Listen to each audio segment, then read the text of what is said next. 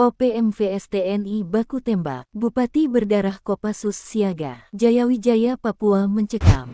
Baku tembak kembali pecah. Setelah terjadi di RS Wamena, kini terjadi di Ilaga Kabupaten Puncak, Papua Tengah, Sabtu tanggal 31 Mei tahun 2025.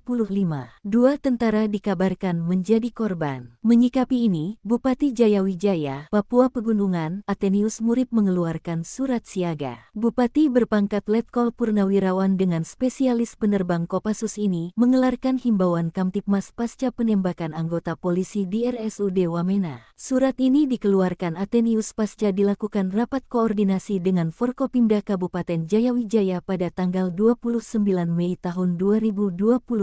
Mantan pilot tempur andalan Presiden Prabowo Subianto ini pasang badan dan meminta masyarakat Jayawijaya dan para kepala distrik, lurah dan kepala kampung tetap mengawasi wilayahnya. Para tokoh agama, tokoh adat, tokoh masyarakat, tokoh pemuda, dan tokoh perempuan memberikan edukasi kepada masyarakat agar tetap menjaga keamanan dan ketertiban. Mantan Dandim Jayawijaya ini meminta agar masyarakat tenang dan tidak terprovokasi dengan berita-berita yang diterima di media sosial. Meminta masyarakat mengawasi pergerakan orang-orang baru yang bukan warga di lingkungan masing-masing dan melakukan tindakan-tindakan yang mencurigakan. Wamena adalah kota kehidupan, kota ekonomi dan kota tempat orang pengungsian, bukan kota kekacauan. Kami tidak akan biarkan kelompok bersenjata merusaknya, ujarnya. Surat imbauan itu dikeluarkan pasca juru bicara Sebi Sambom mengancam menjadikan kota Wamena sebagai wilayah perang. TPNPB Kodap Tigan Dugama Derakma siap ambil alih kota Wamena sebagai medan peperangan, ujar Sebi. Diketahui, setelah dua polisi ditembak di RSUD Wamena, kini kembali terjadi kontak tembak antara aparat keamanan kontra OPM pukul 12:03 waktu Indonesia Timur. Kontak tembak terjadi di sekitar Kampung Kimak dan Wuloni saat aparat melaksanakan patroli. Informasi dihimpun Tribun Tanda Hubung Papua.com. Dua aparat dilaporkan terkena tembakan dalam insiden itu. Kini, kedua aparat dalam penanganan medis di RSUD Ilaga Puncak. Korban direncanakan akan dievakuasi ke Kabupaten Mimika. Hingga berita ini tayang, jurnalis Tribun Tanda Hubung Papua.com tengah berupaya mengkonfirmasi otoritas terkait, namun belum ada jawaban.